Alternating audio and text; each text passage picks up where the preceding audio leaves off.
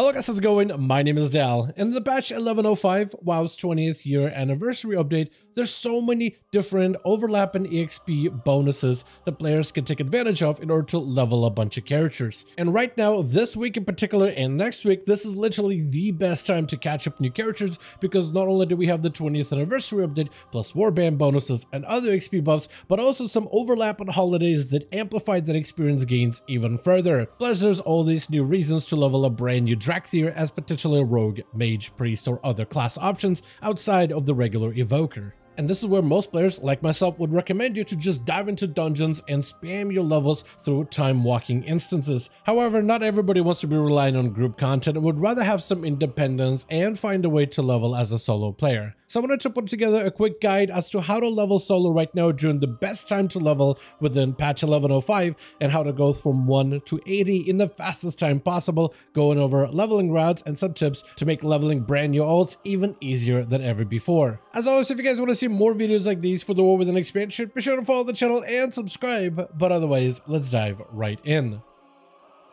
So first things first, I want to cover all of the available EXP bonuses that allow us to level as quickly as we can as a solo player in 11.05. First one being an anniversary buff. There's two separate buffs. One is the anniversary itself, which grants you 10% experience and 10% rep.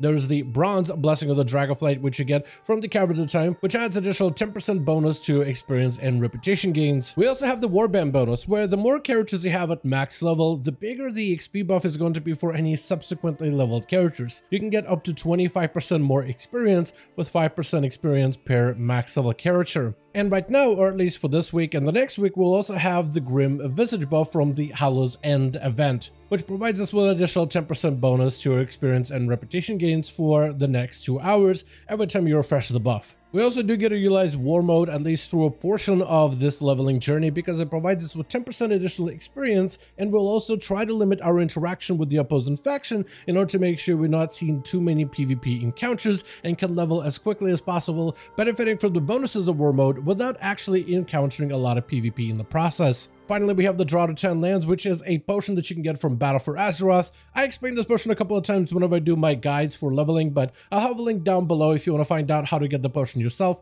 You gotta do a short quest line as Alliance Horde character for the Battle for Azeroth faction to set up your Warfront and be able to start purchasing Warfront goods with a Warfront currency. The potion, however, is optional for the most part, as you can only consume the potion after level 50. So it's something that will help you through the early levels of the journey, but it likely won't be available during the very tail end of your leveling experience. Next, we have heirlooms, which sometimes can be nice because of the additional rested experience that the Tirsa bonus provides. However, we don't really benefit too much from the rested experience since we never really want to be at rest with our character. We're trying to level as quickly as possible. So because we don't really benefit from rested experience too much, these are mostly optional as a convenience feature because they keep scaling with the character up until a certain point, however. But eventually they do drop off in value and you start replacing them with actual questing gear because we'll mostly be getting experience from questing. We'll have plenty supply of gear in order to replace our item sets fairly quickly. Technically, you can make your experience gains even better because there's going to be a slight overlap between the November the 3rd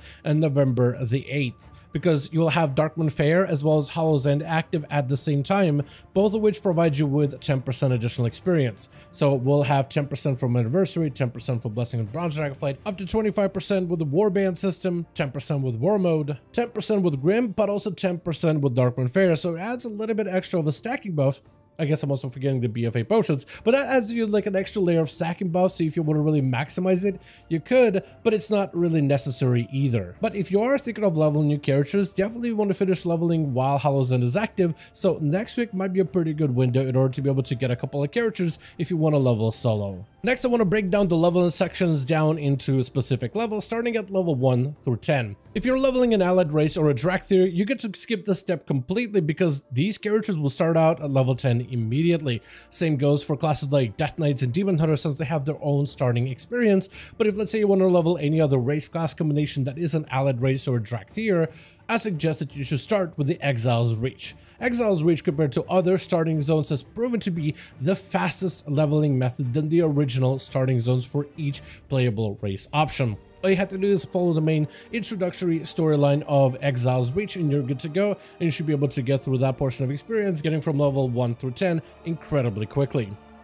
From level 10 to 20, this is where we can actually go and pick up a lot of the EXP buffs in order to give ourselves a quick boost on our leveling journey. First thing we want to do is go to Caverns of Time, and in order to complete the Bronze Dragonflight buff, we have to normally interact with open world content or instance content like Dungeons and Chromie Time, as well as the Mount Mania, Fashion Frenzy, and Storytime with Lord Waka Chow in order to help fill up our bar to get the Blessing of the Bronze Dragonflight. But there's actually an easier way to do it. All you have to do is pick up the pet mirror in the main pet menagerie section, find the basket near the World Boss Guide quest NPC, and then collect Bronze EXP buff while sitting in a basket. There will be a ball that you can keep knocking back and forth next to the basket, and every time you knock the ball, it grants you a percent. And all you have to do is walk away until the bar is filled, and then come back and you'll be good to go, ready to start questing without ever having to lift a finger while filling out your bar.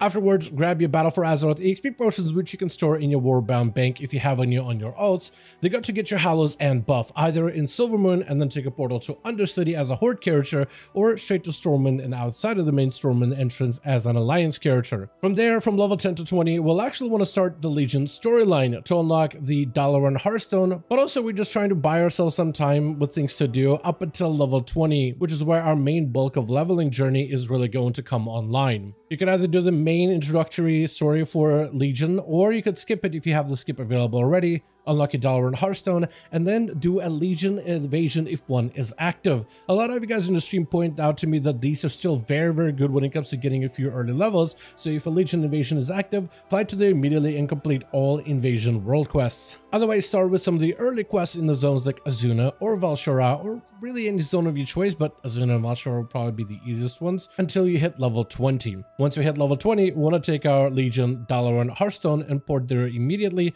and then you want to head back to your main capital city, Stormwind or Orgrimmar.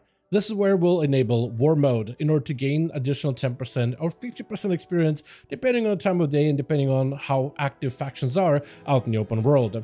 Go to Chromie and then select Cataclysm Timeline, and then from there, Alliance players will primarily want to stick in 3 main regions. The best areas for Alliance to level in are going to be Red Ridge Mountains, which is a fantastic zone, and you basically want to complete all the quests available up until you encounter a quest called Prisoners of War. Duskwood is another fantastic spot that I leveled through multiple times in. This one you can basically complete the entire zone, but also you have the zone a little bit up north called Loch Madan. Here you can do every single quest in the area, all of them are very conveniently placed next to each other, and there's a lot of quests for you to complete.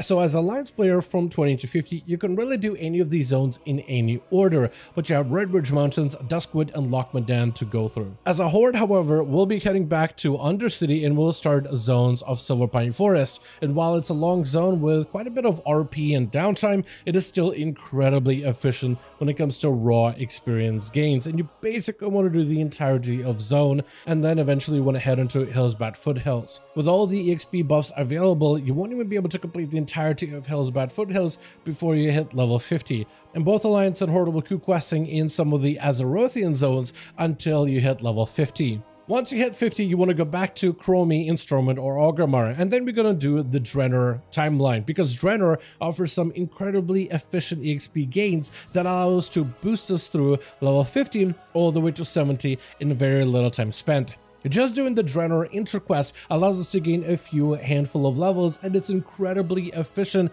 and incredibly rewarding. From there on, after you complete the intro, you want to keep questing to set up your garrison and do some of the earlier, easier quests within your garrison. And after you get some of the basics done, you want to start to fly to Gorgrond to begin to do your intro quest for your faction to establish an outpost in Gorgrond as Alliance or Horde. And you kind of want to hang out in Gorgrond doing as many side quests and bonus objectives until level 70. Out of all the places, that one is filled with a lot of quests. All of them are incredibly efficient, and you'll make it to level 70 in nearly no time.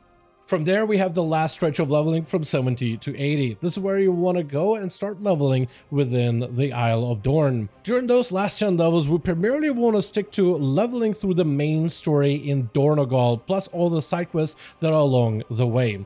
This one offers you the best experience gains out of all the zones available, and it just ends up being the most efficient way to get a bunch of XP. For this part of leveling, you can also disable war mode if you don't really enjoy getting stopped by other players, since you're no longer out in some of the older expansion zones, you're actually playing current expansion content, so there's a good chance you'll be running into a lot of players of the opposing faction. The XP gains while war mode is active are amazing, but if you're constantly getting stopped by other players and somebody who's always trying to pick a fight with you, that can definitely slow down your experience gains, but also force you to drop some of your experience buffs. So if you're fine having to refresh those buffs and are a fan of the risk, you can keep the war mode on, but that's not a bad idea to turn it off here just to have a smoother ride, while being able to still maintain your hollows and XP buff throughout the entire last stretch of your leveling journey. However, you should also explore a handful of skips in order to skip a few levels as you make your way all the way to the max level. One of those skips will be to do each delve at least on a tier 2 and pick up all of the delve quests, but don't turn them in immediately.